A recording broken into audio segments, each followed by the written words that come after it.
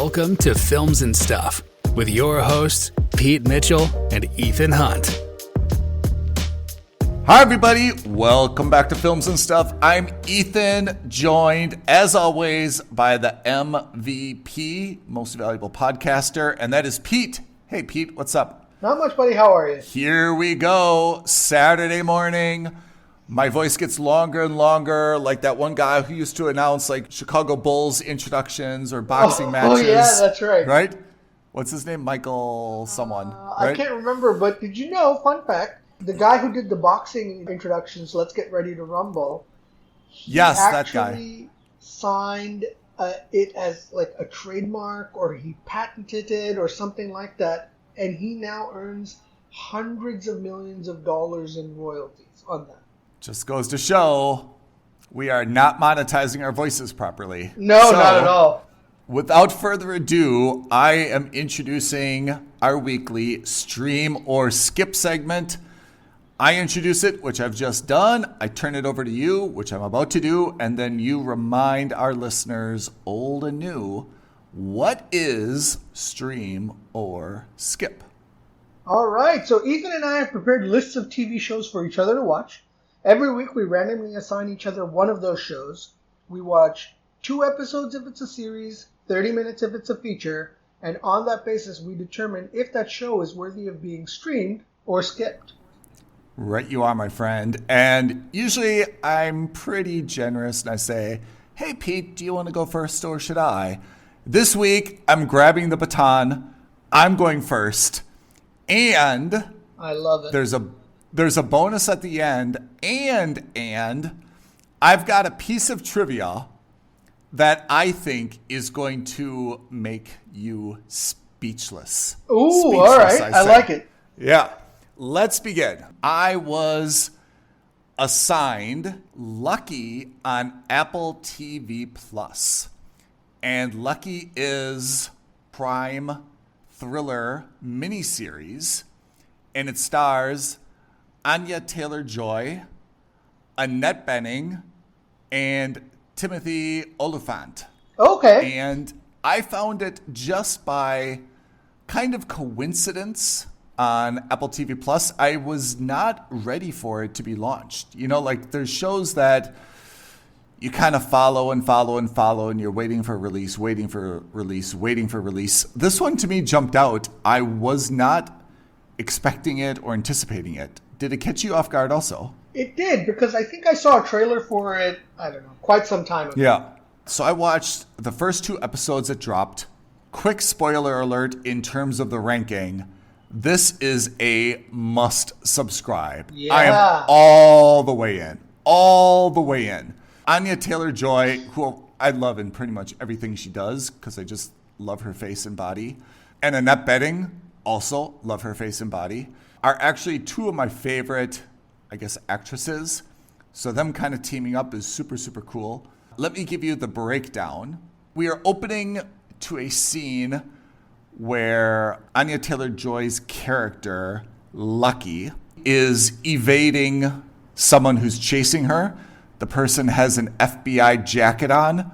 But I had to say they're kind of like looking a little bit sus. So I wasn't sure if it was like really FBI or someone kind of like impersonating the FBI. Anyway, they're chasing her. And then right when she's kind of like about to be caught, it like flashes back. And we see her and someone who we presume is her boyfriend / love interest. They're in some type of very penthouse, presidential suite type Las Vegas residence, right? So it's like something at like Caesars or Bellagio or something like this. And they are apparently madly in love. They are kind of dancing and kind of kissing and kind of like drinking champagne and doing shots at the same time. Overall, loving celebratory mood. And we find out it's because they have just completed a heist. And they have about $10 million in cash that we see just kind of like stuffed in a suitcase, kind of haphazardly on the floor. Then there's a little bit of exposition, and you find out that whoever they stole this money from is not going to know that it's missing until 9 a.m. the next morning. So they have enough time to have one last night of partying in Las Vegas, and then somehow they're taking a cargo plane somewhere outside the country and they're going to start a new life. So it's a heist, and I know you love a good heist. I love a good heist. But we don't actually get to see the heist, we just hear about it. In any case, so we got this 9 a.m. kind of like milestone in our head from the beginning. Lucky wakes up to a massive hangover, reaches over for her boyfriend. Bed is empty. She rolls over to look at the clock. 11:43 a.m. The money has been discovered as gone, and she is way late. And she discovers the suitcase is gone. Of course. The boyfriend is gone. Of course. So to summarize everything, Lucky is kind of in the middle where she is now wanted by, the authorities, FBI/police and whomever else, and also by the people that the money has been stolen from. So she's kind of evading two different groups, and that is where we see things. I would characterize this as very much, in terms of grittiness, it's a very much Breaking Bad. Hey, I'm going to solve this problem by getting myself into another problem. I'll deal with that problem later, but at least I've solved problem number one kind of situation. It's a much faster flowing show, though, than Breaking Bad, which was, very much on the granularity and character development. This one's all about chases and hiding, and it's pretty fast-paced. I love it. I give it a must-subscribe. And here is my trivia. Lucky's father is played by Timothy Olyphant. Yeah? Do you know what role he was offered and turned down earlier in his career? Dominic Toretto. No way. Way. In fact, What? the studio said, we will greenlight this project if he agrees to take this role. He turned it down because, quote, I thought it would flop. Oh my God. What a numpty. They had to recast and got a little known actor that you may know by the name Vin Diesel. That's hysterical. I love it. I love that kind of trivia. And the world has never been the same, huh? Oh my God.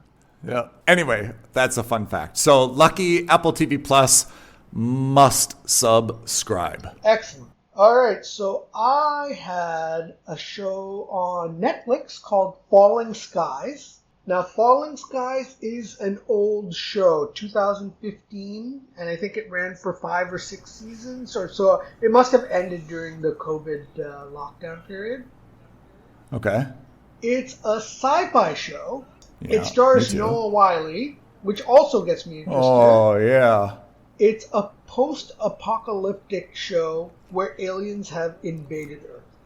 It's like these spider-looking aliens who also, they themselves are quite strong, but they attack using, mechs. So they have, robots and, things like that. So they're called mechs, they're called skitters. It's a bit weird like that, but it was fine.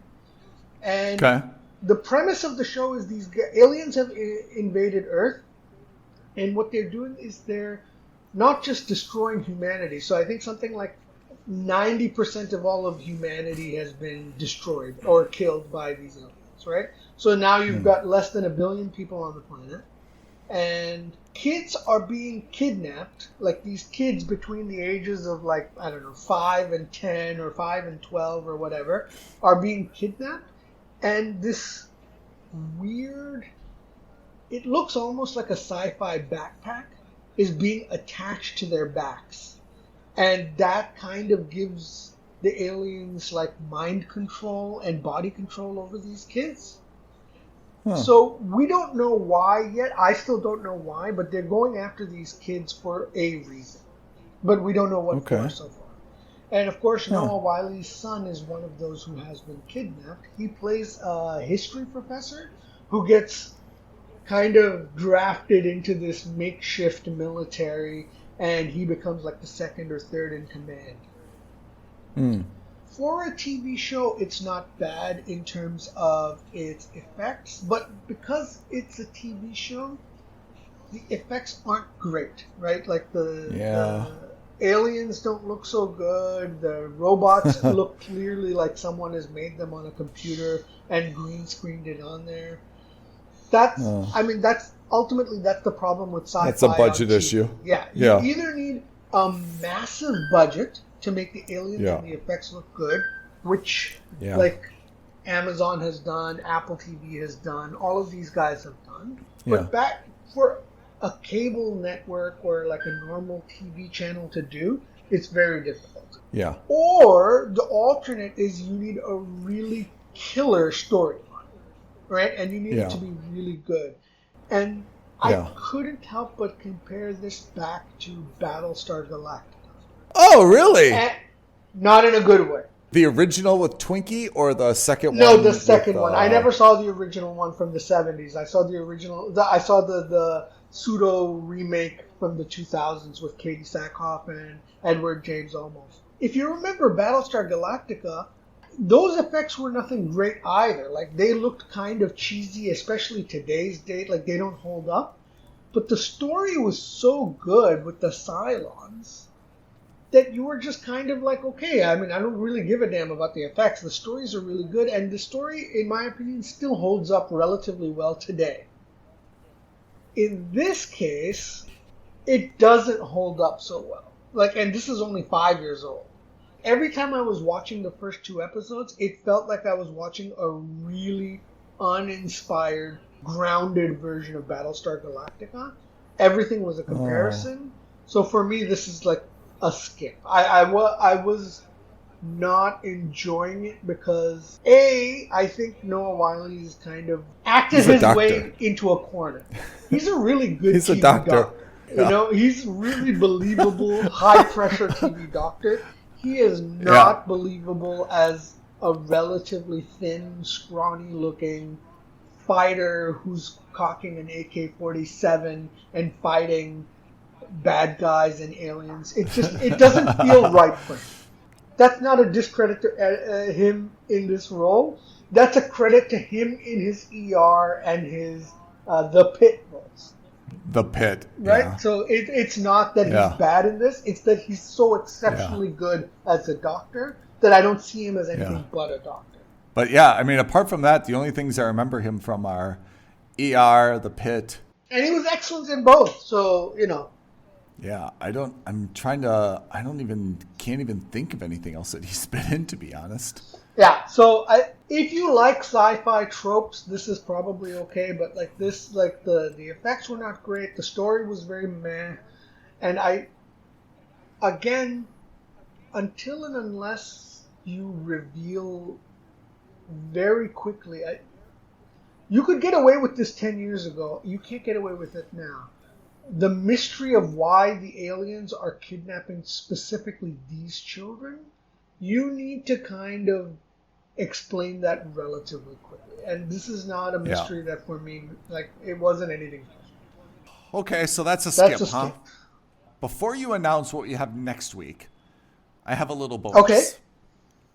I watched a feature-length film, and it was because it was not just recommended to me, it was heaved upon me. It was foisted upon me. It was described to me as something that I would absolutely love and had a really, really good, I don't know, like a plot twist, but like a reveal that I would really enjoy. And I kind of was, I'll get to it. And it was a grab me by the shoulders, like, swear to me, cut your palm open, squeeze a drop of blood onto my, like, okay, I'll watch it. I watched it on a flight, mind you, and I must say, it lived up to its billing. It is Robert Pattinson and Zendaya. We talked about this a long time when we saw Batman, where he played like some type of like emo Batman. Remember that? Yeah. I don't know what happened on the set of Twilight when he was a kid, but he is so ashamed of his handsomeness that he's got to like make himself just weirder and weirder looking in every movie. And I can say that in the drama, it has reached an apex where he has deliberately styled his hair in the most British Dudley Moore nonsense I've seen. And he's adopted the mannerisms of what I have described as a young, bumbling Hugh Grant. You know, with the stuttering and the I don't know, maybe. You know, Okay. like kind of like British deprivation where they just can't accept a compliment or like can't, you know, like the opposite of like an alpha male. Yeah. Anyway, despite his greatest attempts to be a weird, ugly, and he's like a curator at a museum. Of course. So like every attempt to like marginalize himself, he somehow lands Zendaya, who looks like the modern Zendaya, in Brooklyn. They fall in love. They're about to get married. And in like a pre-rehearsal dinner with like their two best friends, they're just like splitting a bottle of wine, just like chit-chatting, like, you know, this is kind of like our last date before we get married over the weekend kind of thing. And their couple is like, well, you know what we did before we got married? Like they're giving them all this marriage advice. And they're like, you know what we did? We told each other the worst thing that we ever did in our lives to each other. Which, by the way, seems like a horrible Worst idea. advice I've ever heard. And if I ever get married, if you're listening, don't tell me the worst thing that you've ever done. I don't want to know. I've already fallen in love with you and committed. I don't want to know. Okay? Pattinson and Zendaya think, what a great idea. And first of all, the other couple, what they reveal is just like awful. Like just awful stuff. Okay? Pattinson goes, and Pattinson, of course, because he's an ugly, weird British museum curator, does something like the worst thing he's ever done is like totally nothing. So no big deal. Zendaya goes, and that's the big reveal. I'm not going to say more because it's a thing.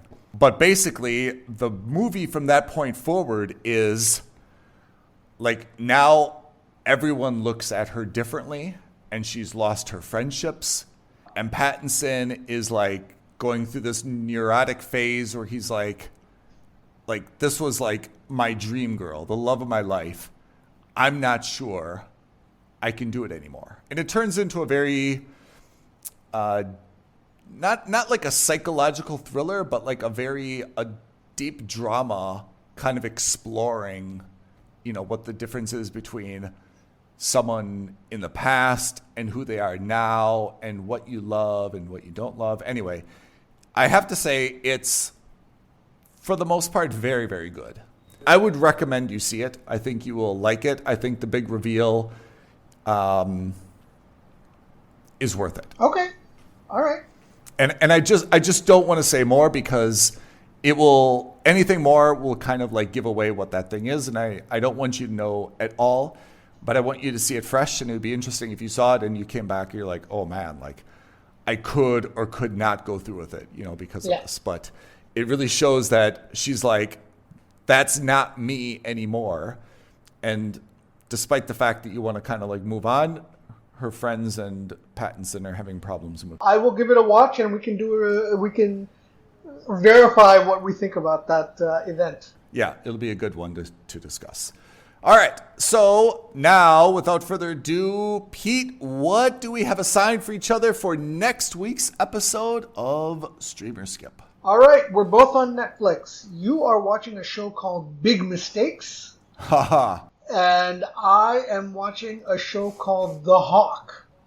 All right, that might be pretty good, huh? Yeah. Pete, before we sign off for the day, do you want to remind everyone of our social media and other cred? Yeah, absolutely. Like this video, leave a comment below, subscribe to our channel, and do not forget to hit that notification bell so that you know when the next episode of the Films and Stuff podcast drops for you. Thank you, listeners, for joining in. Pete, thanks as always for dropping by. We shall see everyone next week, next episode, Films and Stuff podcast. Bye now. Thanks, Ethan. Thanks, everyone. Thank you for listening to another episode of Films and Stuff. If you haven't already, please subscribe and review on Apple Podcasts, Spotify, or wherever podcasts are downloaded. Films and Stuff. There is no substitute.